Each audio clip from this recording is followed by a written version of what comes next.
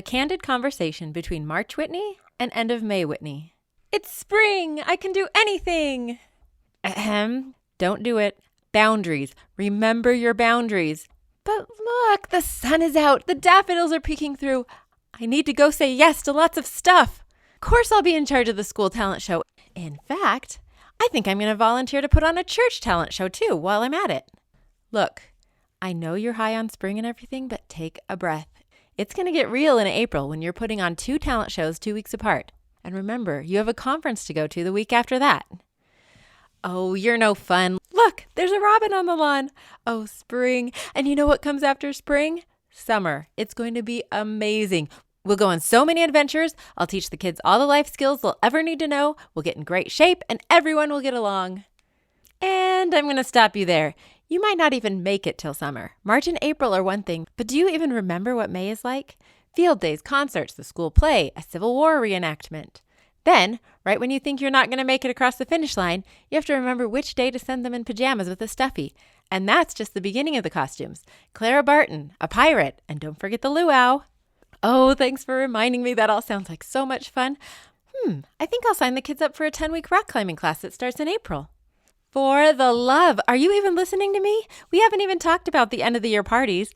You know as well as I do that you'll sign up to bring water, gummy bears, paper plates, and cupcakes, but you'll send at least half of it to the wrong classrooms. This is the How She Moms podcast with Whitney Archibald. I'm a mother of 5 on a mission to help moms connect with your kids, manage your homes, and create your own unique version of motherhood. I curate ideas from different moms so you can pick and choose what works for you and your family. This episode is airing the day before the last day of school, and we are army crawling across this finish line, dragging kids out of bed, scrounging for clean uniforms, and where did all the socks go?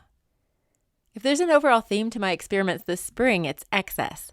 Looking back, it seems like an attempt to equilibrate from the last 2 years of cancellations, the yin to the yang of COVID spring with all the travel, school events, concerts, plays, etc. I learned from both, and hopefully this year of excess has brought me back to balance and taught me more than a few things for next spring, like, say, setting some boundaries.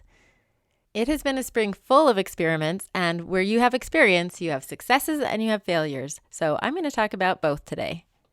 Before we do, though, we have to talk about one of the other things March Whitney decided to cram into this spring. In between talent shows and helping kids with their dioramas, I've been developing How She Moms Summer Camp, and I'm ready to launch this Saturday, May 28th. The first week is going to be free for everyone on my main Instagram account at How She Moms. And then those of you who want to continue can sign up for a private Instagram group where we'll keep it going for 5 more weeks. I'll post new content for each week, but you can take it at your own pace, of course, and work it around whatever you're doing this summer. Here's how it's going to work. Each week for 6 weeks, we'll focus on a new category of self-reliance for your kids. This week will be food, then physical fitness, screen time, cleaning, developing talents, and reading. Each week will include several fun family activities to choose from, a weekly mission, daily missions, short videos to entertain and teach your kids, and an instructional video for you parents from me. Along the way, you'll help your kids evaluate how well they can take care of themselves and set goals for how to get better at it. I'm so excited to do the program with my kids right along with you. My last experiments episode aired on January 25th, which seems like years ago. As you can tell by my intro, I've packed a lot in since then, including one of the biggest experiments for me, a girls' trip to Paris. I still can't believe I actually did that, even though I have the pictures to prove it. Maybe it's weird to call this trip an experiment, but it really was for me. When my friend Molly floated the idea that I come along on her daughter's 16-year-old trip, my first instinct was to laugh. Yeah, right. How could I just take off to Paris for a week? What would my family do? I didn't really even consider it. But then I kept thinking about it, and then I decided to just see if my in-laws would be willing to come help before and after school. They said yes, and I, feeling wild and crazy, said yes too. And I went to Paris, and it was amazing. We packed so much into that trip, and I discovered that although I don't usually like shopping, I like shopping in Paris. The biggest thing I learned from that experience, besides so much gratitude for my in-laws, is that the world goes on turning without me around. It's okay to step back once in a while, do something crazy and awesome, and ask somebody else to be in charge. Of course, traveling is much easier in the season I'm in now, with my youngest almost 7. It's so exciting to embrace this new season. Our next big family experiment also involved travel, just 2 weeks later. We sent our youngest kids to Utah to stay with my parents, and then we took our oldest 3 boys, 12, 14, and 16, to Washington, D.C. and New York. This was the trip that we canceled in 2020, the very week the country shut down for COVID. Back then, we just planned on taking 2 teens, but now that our third son was 12, we decided to bring him along too. It was so fun traveling with just the bigs. A lot less whining for one, and a lot more stamina. We were able to ride bikes around the National Mall, explore Mount Vernon, visit museum after museum, and just enjoy each other's company. Then we took a train to New York, where we were immediately initiated with a man right next to us peeing on the floor of our subway train, and then seeing cat-sized rats on the tracks. We visited all the major sites on foot, by boat, and by bicycle, and we even got to see the Music Man with Hugh Jackman and Sutton Foster. It was even more amazing than it sounds. That play has always been one of my very favorites, and to see it with those 2 actors and share it with my family, peak experience for sure. Overall, it was one of the best family trips we've ever had, and I can't wait to do it again when the littles get old enough for their turn. I highly recommend taking a teen trip, even if it means leaving part of the family behind. It just gave the trip such a different vibe and made them feel so important. Plus, the littles had a lot of fun too with grandparents and cousins, much more fun than they would have had traipsing around with us. One of my favorite things about the trip, besides that play of course, was the urgency with which all 3 boys ran to their instruments when we got home. I loved to see how much they missed playing music. I think it even shocked them a little. As you heard in the intro, I clearly overloaded my spring schedule this year. But even though I had to let a lot of other things, aka my housekeeping, slide, I don't regret taking on both the school and church talent shows. The big thing I learned there, obviously, is that I need to be better about timing. But running a show is in my wheelhouse and a great way to contribute and build community. All that vulnerability and encouragement. I just love it. Plus, I've kind of got the system down now. But what I learned is, don't do both in the same month again. And the earlier in the year, the better. February seems like a much better time. Maybe talent shows aren't your thing, but when you're trying to figure out how to serve in your community, think about your own strengths. I realized very quickly that the talent show would be my contribution to the school. I'm also really good at read-alouds, but I also realized quickly that I would be a horrible room mom and even worse at leading crafts or putting together a bulletin board. Thank you to the many moms who excel at that sort of thing. The highlight of those talent shows for me, and one of the biggest reasons I do them, is working with my own kids to put songs together.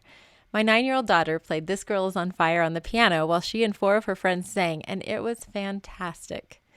My 12-year-old played his first violin solo, and our family put a song together with all of us playing instruments and singing.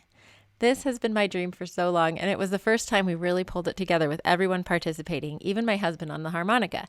I'll include the video on the post for this episode at howshemoms.com if you want to check it out. And just for fun, I'll include the audio at the end of this episode, though it's definitely not studio quality. Another thing I'm not sorry I said yes to, even though I didn't have the time, was participating in Career Day at the school for the first time. I had 2 unpaid jobs to choose from, managing my home and family and running How She Moms. I ended up kind of talking about both, plus my pre-kid career as a magazine editor, because I think it's good for kids to see how careers change and evolve as your priorities and stages in life evolve. It was also really fun to meet the 2 other women on my panel and see the different paths we all took. The kids also asked really great questions. And kudos to our wonderful PTO president, because after the fact, I found out that she asked a friend of mine who was in a different panel group to come specifically to talk about her career choice to be a stay-at-home mom. So great to legitimize and represent so many different career paths. With so much going on, I was even worse at bedtime routines than I usually am, and therefore, morning routines were really rough. I had several standoffs with my first grader when he just wouldn't get out of the car once we got to school. A couple of times I sat in the car from 8 o'clock to 9:30 with him because I said he had to go to school even if we didn't go into the building. I just sat there getting work done on my phone, making all my phone calls, etc. He eventually got bored enough to go in. Another son, the one I talked about in the winter experiments episode, who was having trouble waking up, is still having trouble waking up, but we did come up with a strategy together that made a difference. It was as simple as moving his daily shower from before bed to the morning. This kid happens to adore showers, so he was much more likely to get up on time when he knew he'd miss his shower if he didn't. All bets were off by the last couple weeks of school, though. I just took the other kids to school on time and came back for him. I just couldn't fight that battle every day, although I did still charge him a $5 Uber fee for the extra trips just to show him my time is valuable. One of the best parts of this spring was actually also related to bedtime routines, though. I decided my daughter was finally old enough to appreciate the wonders of one of the most influential books in my life, Anne of Green Gables. To use a word from Anne's effusive vocabulary, it was rapturous. We laughed together, we cried together, and most importantly, she adored it as much as I did my first time through. It was so interesting to read it as an adult and realize, first, how well it holds up, second, how influential it really was to the way I see the world, from friendship to nature to vocabulary, and third, how avant-garde this book, written in 1908, is about the inner life of girls and women, the importance of education, and the contribution women can, do, and should make to the world. I love Anne even more now that I got to share her with my daughter. The next book we decided to read was another first, because we decided my youngest was old enough to join us. I had been reading him picture books one-on-one, but we decided it was time for chapter books. So we read another of my all-time favorites, The Trumpet of the Swan by E.B. White. They both loved it, and it was so fun to reminisce about reading it aloud to my own brother and sister when I was a teenager. And now we've just started reading The Phantom Tollbooth by Norton Juster, another top-tier read-aloud. The puns and wordplay in that book just never get old. Sharing books I adore with my kids will always be one of my absolute favorite things about motherhood. It's also why I actually never let them choose our main read-alouds.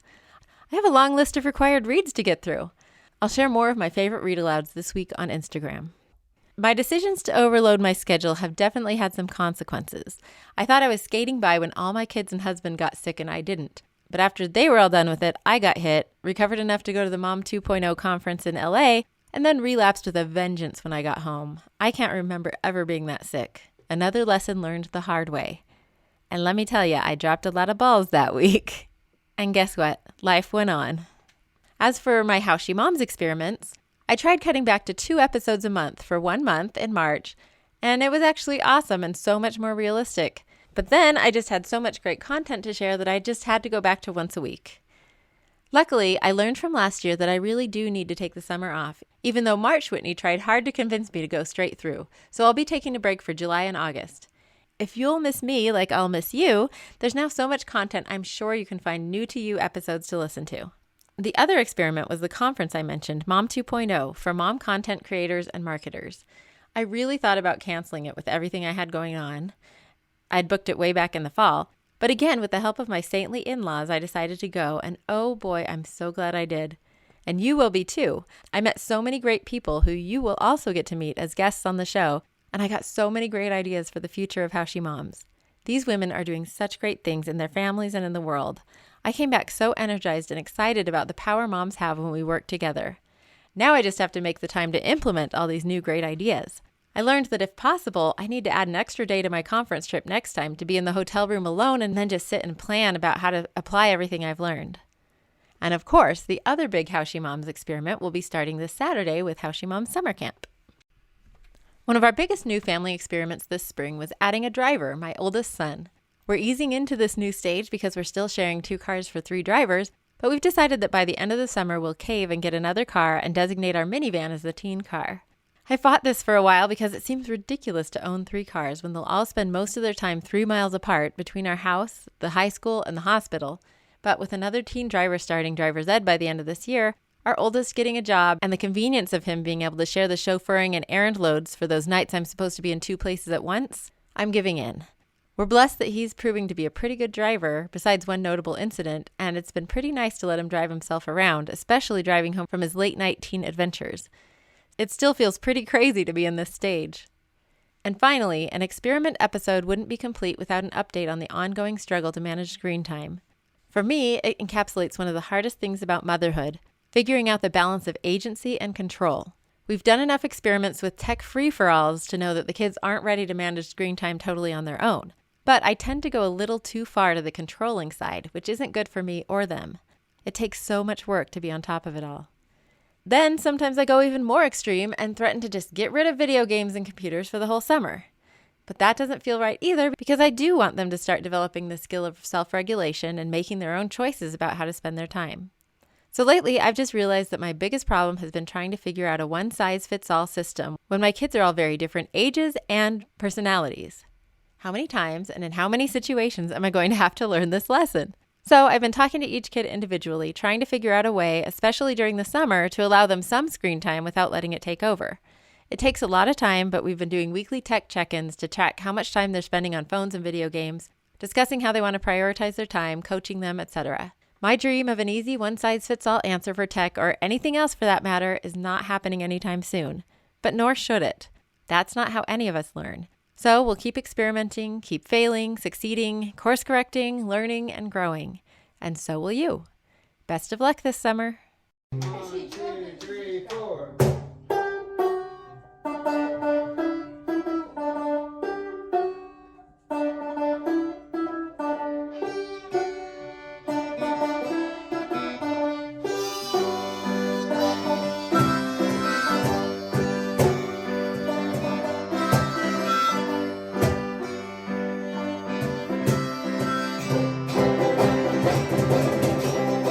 Lay back, don't sleep, my man.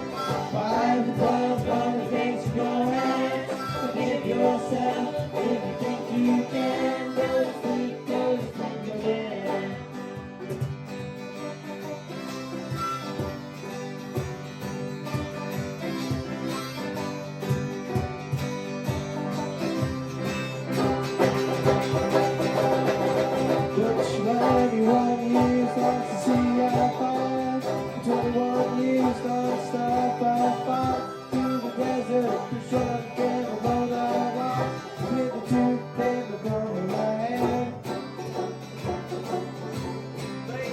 Lay back, go sleep, my man. Wipe the blood from the face of your hands. Give yourself everything you can. Go to sleep, my man.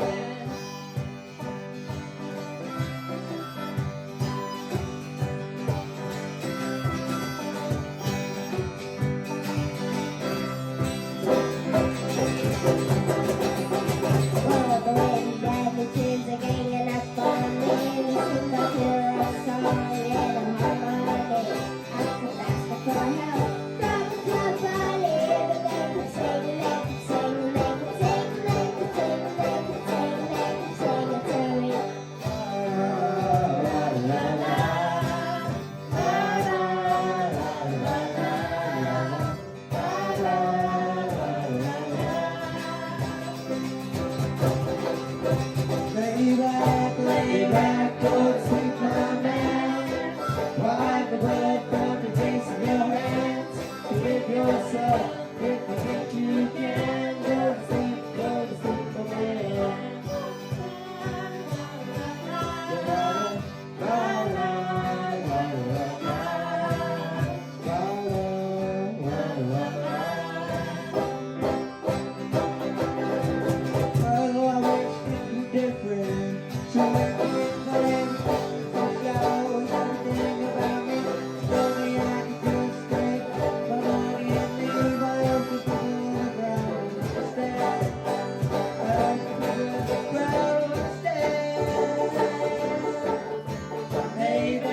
Lay back, go to sleep, my man. Wipe the blood from the face of your hands. Forgive yourself if you think you can. Go to sleep, my man.